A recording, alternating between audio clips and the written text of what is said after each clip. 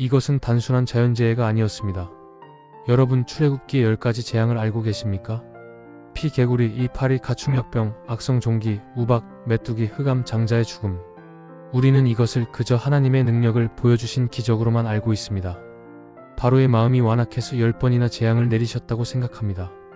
하지만 여러분, 오늘 저는 놀라운 사실을 말씀드리겠습니다. 10가지 재앙은 무작위로 선택된 것이 아닙니다. 각각의 재앙에는 깊은 의미가 숨겨져 있습니다. 하나님은 단순히 이집트를 벌하신 것이 아닙니다.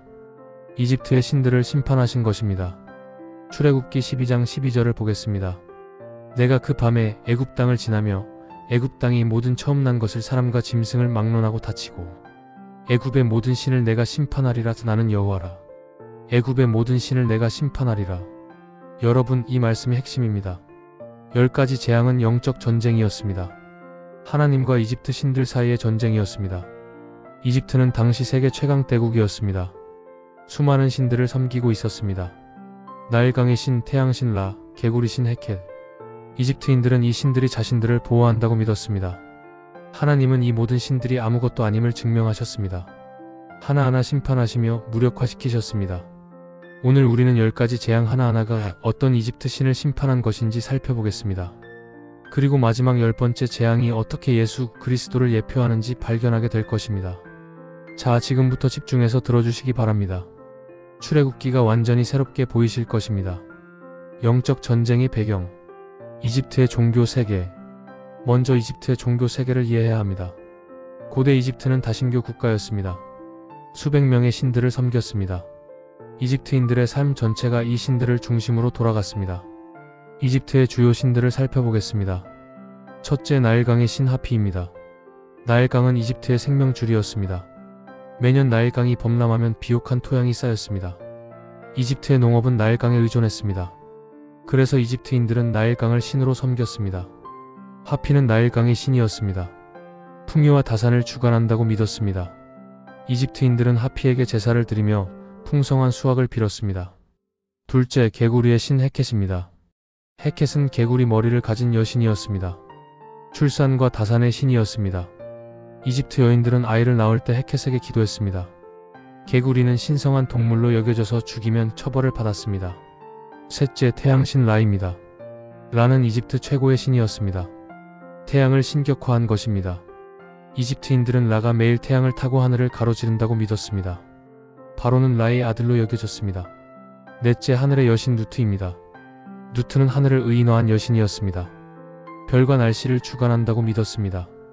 다섯째, 대지의 신 게부입니다. 게부는 땅을 의인화한 신이었습니다. 농작물과 지진을 주관한다고 믿었습니다. 여섯째, 죽음의 신 오시리스와 아누비스입니다. 오시리스는 사후세계의 왕이었습니다. 아누비스는 착할 머리를 가진 신으로 미라를 만들고 죽은 자의 영혼을 인도한다고 믿었습니다. 이 외에도 수백 명의 신들이 있었습니다. 이집트인들은 이 신들이 자신들의 삶을 지배한다고 믿었습니다. 여러분, 하나님은 왜 이집트에 재앙을 내리셨을까요? 단순히 바로를 굴복시키기 위해서가 아니었습니다. 더 큰 목적이 있었습니다. 하나님의 목적, 신들의 심판. 하나님이 재앙을 내리신 목적은 무엇이었을까요? 물론 이스라엘 백성을 구출하시기 위함이었습니다. 하지만 그것만이 아니었습니다. 민수기 33장 4절입니다. 애굽인들은 여호와께서 그들 중에 치신 그 모든 처음 난 것을 장사하는 중이라. 여호와께서 그들의 신들에게도 벌을 주셨더라. 그들의 신들에게도 벌을 주셨더라. 하나님은 이집트의 신들을 심판하셨습니다. 왜 신들을 심판하셨을까요? 첫째, 여호와만이 참 하나님이심을 증명하시기 위함입니다. 출애굽기 7장 5절입니다. 내가 내 손을 애굽 위에 펴서 이스라엘 자손을 그 땅에서 인도하여 낼 때야. 애굽 사람이 나를 여호와인 줄 알리라. 애굽 사람이 나를 여호와인 줄 알리라. 하나님은 이집트 사람들이 여호와를 알기를 원하셨습니다. 그들이 섬기는 신들이 아무것도 아님을 보여주시고 오직 여호와만이 참 하나님이심을 드러내셨습니다. 둘째, 이스라엘 백성의 믿음을 굳건하게 하시기 위함입니다. 출애굽기 10장 2절입니다. 너는 내가 애굽에서 행한 일들 곧 내가 그들 가운데에서 행한 표징을 내 아들과 내 자손의 귀에 전하라. 너희가 나를 여호와인 줄 알리라. 이스라엘 백성은 400년 동안 이집트에서 살았습니다. 이집트의 신들에 익숙해져 있었습니다. 하나님은 이집트 신들을 무력화시킴으로써 이스라엘 백성에게 확신을 주셨습니다. 너희가 섬기던 그 신들은 아무것도 아니다. 나 여호와만이 참 하나님이다. 셋째, 온 세계에 하나님의 이름을 알리시기 위함입니다. 출애굽기 9장 16절입니다. 내가 이 일을 위하여 너를 세웠나니 곧 내게 내 능력을 보이고 내 이름이 온 천하에 전파되게 하려 함이니라. 내 이름이 온 천하에 전파되게 하려 함이니라. 출애굽 사건은 고대 근동 전체에 퍼졌습니다. 40년 후 여호수아가 가나안에 들어갔을 때 기생 라합이 이렇게 말했습니다. 여호수아 2장 10절입니다. 이는 너희가 애굽에서 나올 때에 여호와께서 너희 앞에서 홍해 물을 마르게 하신 일과 이집트에서 있었던 일이 가나안 땅까지 퍼져 있었습니다. 하나님의 이름이 온 천하에 전파된 것입니다. 이제 10가지 재앙을 하나씩 살펴보겠습니다. 각 재앙이 어떤 이집트 신을 심판한 것인지 발견하실 것입니다. 첫 번째 재앙 -P. 나일강이 피로 변하다. 첫 번째 재앙은 나일강이 피로 변한 것입니다. 출애굽기 7장 20-21절입니다. 모세와 아론이 여호와께서 명령하신 대로 행하여 바로와 그의 신하들의 목전에서 지팡이를 들어 나일 강물을 치니 강이 물이 다 피로 변하고 나일 강이 고기가 죽고 그 강이 약취가 나니 애굽 사람들이 나일 강물을 마시지 못하였더라. 애굽 온 땅에 피가 있었더라. 나일 강이 피로 변했습니다. 물고기가 죽었습니다. 학취가 났습니다. 마실 물이 없어졌습니다. 이것이 왜 첫 번째 재앙이었을까요? 나일 강은 이집트의 심장이었기 때문입니다. 이집트는 사막 한가운데 있는 나라입니다. 나일 강이 없으면 존재할 수 없는 나라입니다. 이집트의 모든 생명은 나일 강에 의존합니다. 이집트인들은 나일 강을 신성시했습니다. 나일 강이 신 하피를 섬겼습니다. 또한 나일 강을 오시리스의 피라고 불렀습니다. 오시리스는 사후세계의 신이었습니다. 하나님은 나일 강을 치심으로써 이집트의 가장 중요한 신을 먼저 공격하셨습니다. 하피 신의 무력함. 이 재앙은 나일 강의 신 하피를 심판한 것입니다. 하피는 나일 강이 범람을 주관하는 신이었습니다. 이집트인들은 매년 나일 강이 범람하면 하피에게 감사제를 드렸습니다. 나일 강의 물이 풍요와 생명을 가져다 준다고 믿었기 때문입니다. 그런데 그 생명의 물이 피로 변했습니다. 죽음의 물이 되었습니다. 하피가 자기 영역인 나일 강도 지키지 못한 것입니다. 또한 이 재앙은 크눔 KHNUM 신도 심판합니다. 크눔은 나일 강의 원천을 지킨다고 믿어진 신이었습니다. 수장의 머리를 가진 신으로 나일 강이 물을 통제한다고 생각했습니다. 하지만 크눔도 물이 피로 변하는 것을 막지 못했습니다. 오시리스 신도 연관됩니다. 나일 강은 오시리스의 핏줄이라고 불렸습니다. 그런데 그 물이 진짜 피로 변한 것입니다. 생명을 주던 물이 죽음을 가져오게 된 것입니다. 여러분, 하나님은 첫 번째 재앙으로 분명한 메시지를 보내셨습니다. 너희가 신으로 섬기는 나일 강도 내 앞에서는 아무것도 아니다. 나 여호와만이 참 하나님이다. 흥미로운 것은 이 재앙이 이스라엘 백성에게도 메시지를 준다는 것입니다. 훗날 예수님은 요한복음 4장에서 사마리아 여인에게 말씀하셨습니다. 내가 주는 물을 마시는 자는 영원히 목마르지 아니하리니 내가 주는 물은 그 속에서 영생하도록 솟아나는 샘물이 되리라. 나일 강의 물은 피로 변해 죽음을 가져왔습니다. 하지만 예수님이 주시는 물은 영생을 줍니다. 첫 번째 재앙이 나일 강의 신들을 무너뜨렸습니다. 두 번째 재앙은 어떤 신을 심판했을까요? 두 번째 재앙 -개구리. 개구리가 온 땅을 뒤덮다. 두 번째 재앙은 개구리입니다. 출애굽기 8장 2-4절입니다. 내가 만일 보내기를 거절하면 내가 개구리로 내 온 땅을 치리라. 개구리가 나일 강에서 무수히 생겨나서 내 궁과 내 침실과 내 침상 위와 내 신하의 집과 내 백성과 내 화덕과 내 반죽 그릇에 오를 것이며 개구리가 너와 내 백성과 내 모든 신하에게 오르리라. 개구리가 온 땅을 뒤덮었습니다. 궁전에도 침실에도 침대 위에도 화덕에도 반죽 그릇에도 개구리가 가득했습니다. 상상해 보십시오. 잠을 자려고 누웠는데 개구리가 있습니다. 음식을 만들려고 화덕을 열었는데 개구리가 있습니다. 빵을 만들려고 반죽을 열었는데 개구리가 있습니다. 이집트 전체가 개구리로 뒤덮였습니다. 그런데 왜 하필 개구리였을까요? 헤켓 신의 심판. 이 재앙은 개구리의 신 헤켓을 심판한 것입니다. 헤켓은 이집트에서 매우 중요한 신이었습니다. 개구리 머리를 가진 여신으로 출산과 다산을 주관한다고 믿었습니다. 이집트 여인들은 아이를 낳을 때 헤켓에게 기도했습니다. 헤켓의 형상을 부적으로 지니고 다녔습니다. 개구리는 신성한 동물로 여겨져서 죽이는 것이 금지되어 있었습니다. 그런데 하나님이 개구리를 재앙으로 보내셨습니다. 신성한 동물이 넘쳐나게 된 것입니다. 축복의 상징이 저주가 되었습니다. 이집트인들은 딜레마에 빠졌습니다. 개구리를 죽이자니 신을 해치는 것이고 그대로 두자니 생활이 불가능했습니다. 바로가 모세에게 간청했습니다. 출애굽기 8장 8절입니다. 바로가 모세와 아론을 불러 이르되 여호와께 구하여 개구리를 나와 내 백성에게서 떠나게 하라. 내가 이 백성을 보내리니 그들이 여호와께 제사를 드릴 것이니라. 바로가 처음으로 굴복했습니다. 헷켓이는 아무것도 할 수 없었습니다. 흥미로운 것은 모세가 바로에게 선택권을 주었다는 것입니다. 출애굽기 8장 9-10절입니다. 모세가 바로에게 이르되 내가 왕과 왕의 신하와 왕의 백성을 위하여 이 개구리를 왕과 왕궁에서 끊어서 나일 강에만 있도록 언제 구하리이까? 그것은 왕에게 영광을 돌리려 함이니이다. 바로가 이르되 내일이니라. 바로에게 언제 개구리를 없앨지 선택하게 했습니다. 바로는 내일이라고 대답했습니다. 왜 내일이었을까요? 아마도 자신들의 신 헷켓이 하룻밤 사이에 문제를 해결해 줄 것이라 기대했을 수 있습니다. 하지만 헷켓은 아무것도 하지 못했습니다. 하나님만이 개구리를 제거하셨습니다. 헷켓 신의 무력함이 증명된 것입니다. 두 번째 재앙으로 출산의 신 헷켓이 무너졌습니다. 세 번째와 네 번째 재앙은 무엇을 심판했을까요? 세 번째와 네 번째 재앙 -2와 8이. 세 번째 재앙 2. 세 번째 재앙은 2입니다. 출애굽기 8장 16-17절입니다. 여호와께서 모세에게 이르시되 아론에게 명령하기를 내 지팡이를 들어 땅에 티끌을 치라 하라. 그것이 애굽 온 땅에서 이가 되리라.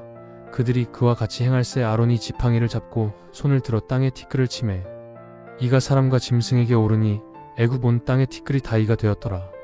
땅의 티끌이 이가 되었습니다. 사람과 짐승 모두 이에게 고통받았습니다. 여기서 중요한 것은 이집트 술사들의 반응입니다. 출애굽기 8장 18-19절입니다. 요술사들도 자기 비술로 이를 생기게 하려고 그와 같이 행하였으나 그렇게 하지 못하였고 이가 사람과 짐승에게 생겼더라. 요술사들이 바로에게 말하되 이는 하나님의 권능이니이다 하였으나 바로의 마음이 완악하여짐으로 그들의 말을 듣지 아니하였으니 여호와께서 말씀하신 것과 같더라. 이집트 술사들이 처음으로 실패했습니다. 그리고 고백했습니다. 이는 하나님의 권능이니이다. 히브리어로 엘로힘의 손가락입니다. 술사들까지 하나님의 능력을 인정한 것입니다. 이 재앙은 대지의 신 게브를 심판합니다. 게브는 땅을 의인화한 신이었습니다. 땅에서 티끌이 이가 되었는데 게브는 아무것도 하지 못했습니다. 또한 이 재앙은 이집트 제사장들을 무력화시켰습니다. 이집트 제사장들은 의식적 정결함을 매우 중요시했습니다. 온몸에 털을 밀고 흰 리넨 옷을 입었습니다. 이가 있으면 제사를 드릴 수 없었습니다. 제사장들 몸에도 이가 들끓게 되면서 이집트의 모든 종교 의식이 중단되었습니다. 이집트 신들에게 제사를 드릴 수 없게 된 것입니다. 네 번째 재앙 파리떼. 네 번째 재앙은 파리떼입니다. 출애굽기 8장 24절입니다.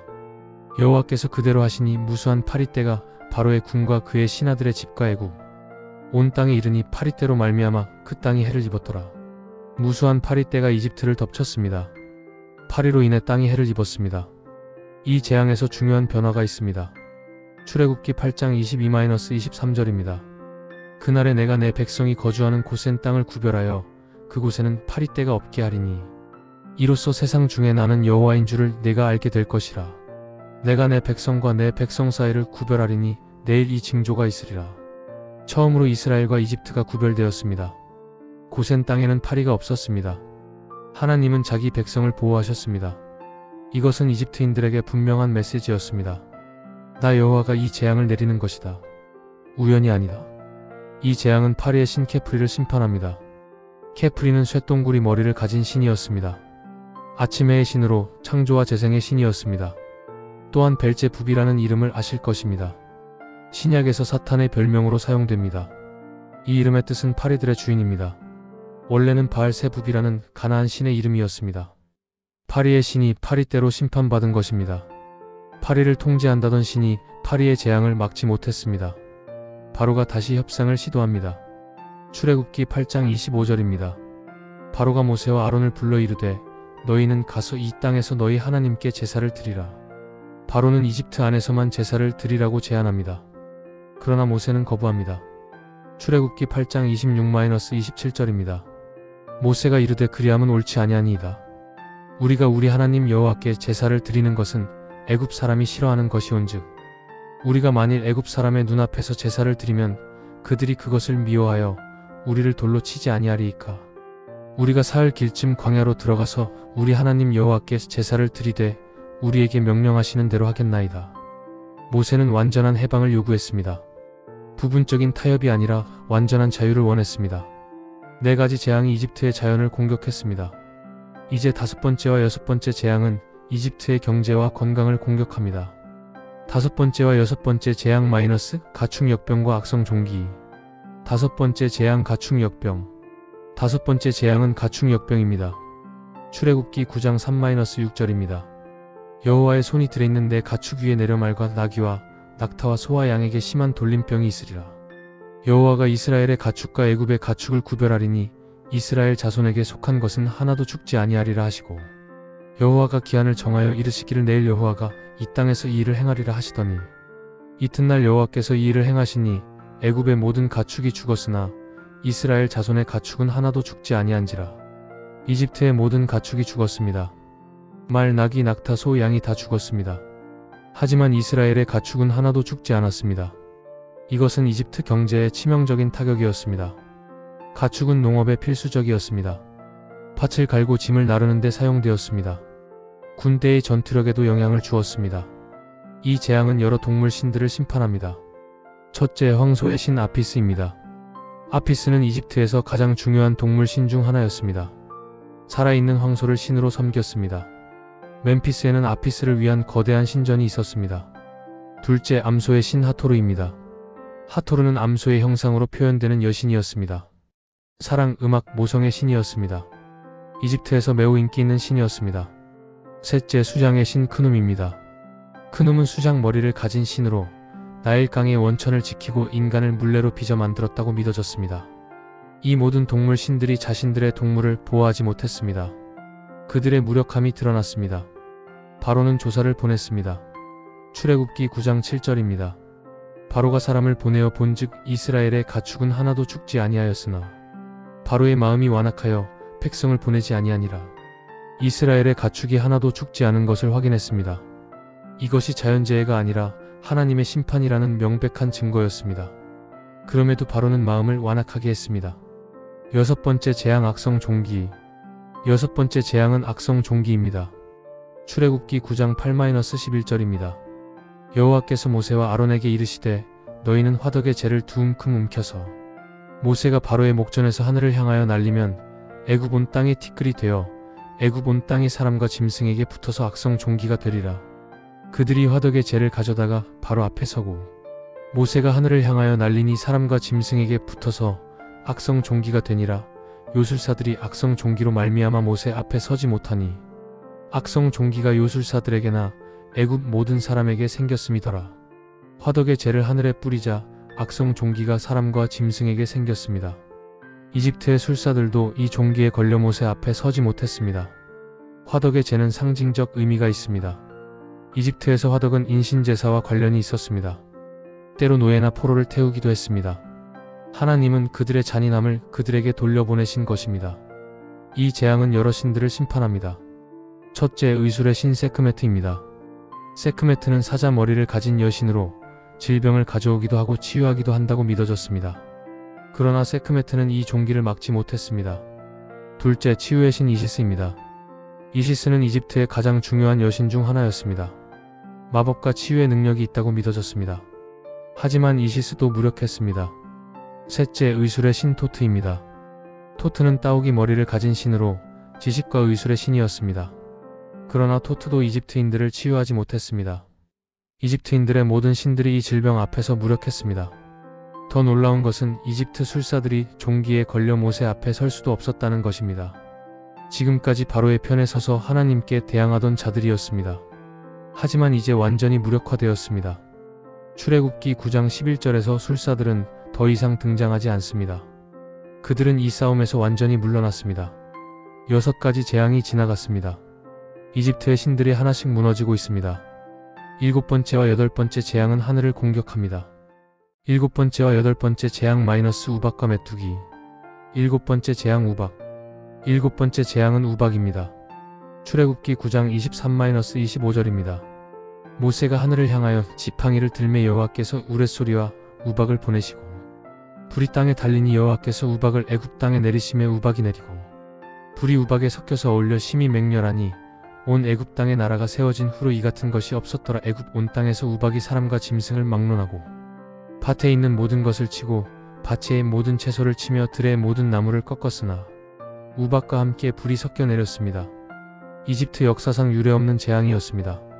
들에 있는 사람과 짐승이 죽었습니다. 모든 채소와 나무가 파괴되었습니다. 그러나 고센에는 우박이 내리지 않았습니다. 출애굽기 9장 26절입니다. 오직 이스라엘 자손이 사는 고센 땅에만 우박이 없었더라. 이번에도 하나님은 자기 백성을 구별하셨습니다. 이 재앙은 여러 하늘의 신들을 심판합니다. 첫째, 하늘의 여신 누트입니다. 누트는 하늘을 의인화한 여신이었습니다. 별이 박힌 몸으로 땅을 덮고 있는 형상으로 그려졌습니다. 누트가 이집트를 보호한다고 믿었습니다. 하지만 누트는 우박을 막지 못했습니다. 둘째, 농업의 신 네페르마이너스툰과 민입니다. 이 신들은 농작물과 수확을 주관한다고 믿어졌습니다. 그러나 우박이 모든 농작물을 파괴하는 것을 막지 못했습니다. 셋째, 대기의 신 슈입니다. 슈는 공기와 바람의 신이었습니다. 하지만 이 재앙적인 우박을 막는데 아무런 능력이 없었습니다. 이 재앙 전에 하나님은 특별한 경고를 하셨습니다.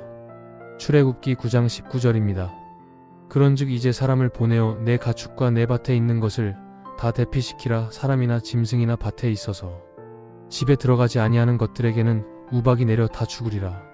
하나님은 피할 기회를 주셨습니다. 말씀을 두려워한 사람들은 가축을 집으로 들였고 무시한 사람들은 잃었습니다. 출애굽기 9장 20-21절입니다. 바로의 신하 중에 여호와의 말씀을 두려워하는 자들이 그의 종들과 그의 가축을 집으로 대피시켰으나 여호와의 말씀에 관심을 두지 아니하는 자들은 그의 종들과 가축을 밭에 그대로 두었더라. 이것은 중요한 원리를 보여줍니다. 심판 중에도 하나님의 말씀을 순종하면 구원받을 수 있습니다. 여덟 번째 재앙 메뚜기. 여덟 번째 재앙은 메뚜기입니다. 출애굽기 10장 14-15절입니다. 메뚜기가 애굽 온 땅에 이르러 애굽 사방에 내리니 그 해가 매우 심하여 이런 메뚜기 때는 전에도 없었고 후에도 없을 것이라. 온 지면을 덮어 땅이 어둡게 되었고 우박에 상하지 아니한 밭의 채소와 나무 열매를 다 먹었으므로 애굽 온 땅에 나무나 밭의 채소나 푸른 것은 남지 아니하였더라. 우박에서 살아남은 것마저 메뚜기가 다 먹어버렸습니다. 이집트의 모든 초록색 것이 사라졌습니다. 이 재앙 전에 바로의 신하들이 간청했습니다. 출애굽기 10장 7절입니다. 바로의 신하들이 그에게 말하되 어느 때까지 이 자가 우리의 함정이 되리이까. 그 사람들을 보내어 여호와 그들의 하나님을 섬기게 하소서. 어찌하여 애굽이 망하는 것을 아직도 모르시나이까. 신하들까지 바로에게 항의했습니다. 애굽이 망하는 것을 모르십니까? 이 재앙은 여러 신들을 심판합니다. 첫째, 농업의 신 세라피스입니다. 세라피스는 농작물 보호와 관련된 신이었습니다. 하지만 메뚜기로부터 농작물을 보호하지 못했습니다. 둘째, 수확의 신 레넨웨텟입니다. 레넨웨텟은 수확을 주관하는 여신이었습니다. 그러나 이집트의 모든 수확물이 파괴되는 것을 막지 못했습니다. 바로가 다시 협상을 시도합니다. 출애굽기 10장 8-11절입니다. 모세와 아론이 바로에게로 다시 돌아가니 바로가 그들에게 이르되 가서 너희의 하나님 여호와를 섬기라. 갈 자는 누구냐. 모세가 이르되 우리가 여호와 앞에 절기를 지킬 것인즉 우리가 남녀노소와 양과 소를 데리고 가겠나이다. 바로가 그들에게 이르되 내가 너희와 너희의 어린 자녀를 보내면 여호와가 너희와 함께하기를 원할 것이나 삼가라. 그것이 너희의 목적임이 명백하니라. 그렇게는 안 되겠고 너희 장정만 가서 여호와를 섬기라. 이것이 너희가 구하던 것이니라. 바로는 장정만 가라고 제안합니다. 여자와 아이들은 인질로 남겨두려 한 것입니다. 하지만 모세는 거부합니다. 완전한 해방이 아니면 안 됩니다. 8가지 재앙이 이집트의 신들을 무너뜨렸습니다. 9번째 재앙은 이집트 최고의 신을 직접 공격합니다. 9번째 재앙 마이너스 흑암. 사흘 동안의 어둠. 9번째 재앙은 흑암입니다. 출애굽기 10장 21-23절입니다. 여호와께서 모세에게 이르시되 하늘을 향하여 내 손을 들어 애굽 땅에 흑암이 있게 하라. 곧 더듬어야 할 만큼의 흑암이리라. 모세가 하늘을 향하여 손을 들매온 애굽 땅에 3일 동안 캄캄한 흑암이 있어서 그 동안은 사람이 서로 볼 수도 없으며 자기 처소에서 일어나는 자도 없었으나 이스라엘 자손이 거주하는 곳에는 빛이 있었더라. 더듬어야 할 만큼의 흑암이 3일 동안 이집트를 덮었습니다. 사람들이 서로 볼 수 없었습니다. 아무도 자기 자리에서 일어나지 못했습니다. 하지만 이스라엘 자손이 사는 곳에는 빛이 있었습니다. 이것은 단순히 해가 가려진 것이 아니었습니다. 초자연적인 어둠이었습니다. 더듬어야 할 만큼의 어둠, 즉 만질 수 있을 정도로 짙은 어둠이었습니다. 3일 동안 이집트인들은 완전한 어둠 속에 갇혀 있었습니다. 움직일 수도 없었습니다. 일을 할 수도 없었습니다. 음식을 먹기도 어려웠을 것입니다. 태양신 라의 심판. 이 재앙은 이집트 최고의 신 라를 직접 심판한 것입니다.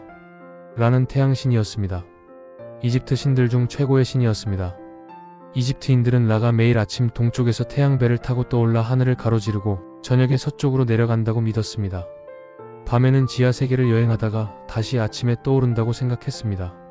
바로는 라의 아들로 여겨졌습니다. 바로의 권위는 라에게서 왔습니다. 바로는 지상에서 라를 대리하는 존재였습니다. 그런데 라가 3일 동안 나타나지 않았습니다. 태양이 뜨지 않았습니다. 이집트 전체가 암흑에 빠졌습니다. 이것은 바로에게 직접적인 모욕이었습니다. 라의 아들이라 자처하는 바로가 라를 살릴 수 없었습니다. 라는 이집트를 버린 것처럼 보였습니다. 또한 이 재앙은 다른 신들도 심판합니다. 첫째 아톤입니다.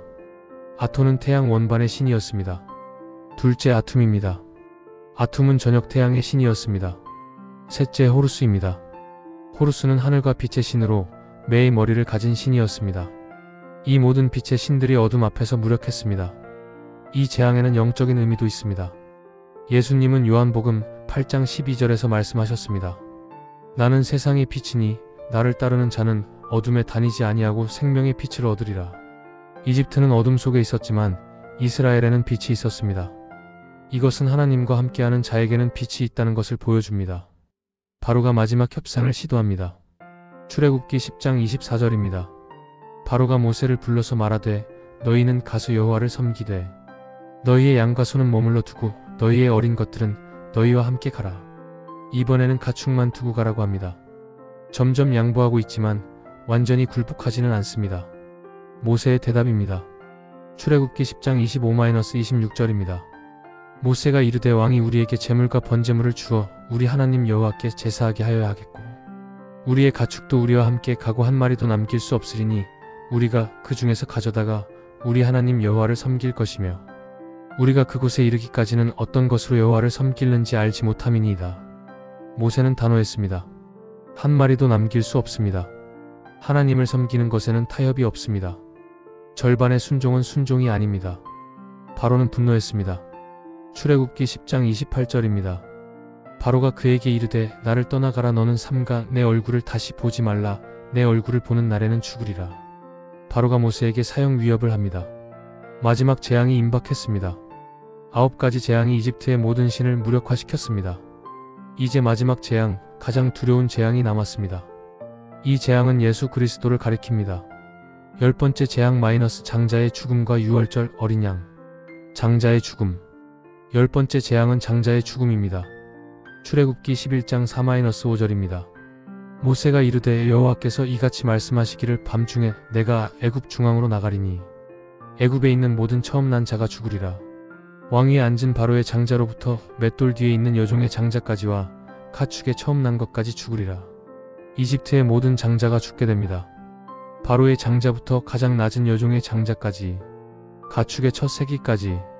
출애굽기 12장 29-30절입니다. 밤중에 여호와께서 애굽 땅에서 모든 처음 난 것 곧 왕위에 앉은 바로의 장자로부터 옥에 갇힌 사람의 장자까지와 가축의 처음 난 것을 다 치심해 그 밤에 바로와 그의 모든 신하와 애굽 사람이 다 일어나고 애굽에 큰 화곡이 있었으니 이는 그 나라에 죽음이 없는 집이 하나도 없었음이었더라. 그 밤에 이집트에 죽음이 없는 집이 하나도 없었습니다. 온 나라가 호국 소리로 가득했습니다. 이 재앙은 어떤 신을 심판한 것일까요? 첫째, 바로 자신입니다. 바로는 신으로 여겨졌습니다. 라의 아들 지상의 신이었습니다. 그런데 바로가 자기 아들을 보호하지 못했습니다. 바로의 신성이 완전히 무너졌습니다. 둘째, 죽음의 신 오시리스입니다. 오시리스는 사후세계의 왕이었습니다. 죽음과 부활의 신이었습니다. 하지만 오시리스가 이 죽음을 막지 못했습니다. 셋째, 이시스입니다. 이시스는 오시리스의 아내이자 어머니의 신이었습니다. 자녀를 보호한다고 믿어졌습니다.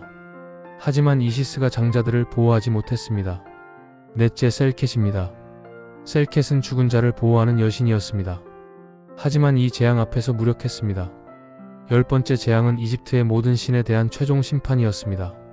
어떤 신도 여호와를 막지 못했습니다. 6월절 어린 양의 예표. 그러나 10번째 재앙에는 더 깊은 의미가 있습니다. 바로 6월절 어린 양입니다. 출애굽기 12장 3-7절입니다.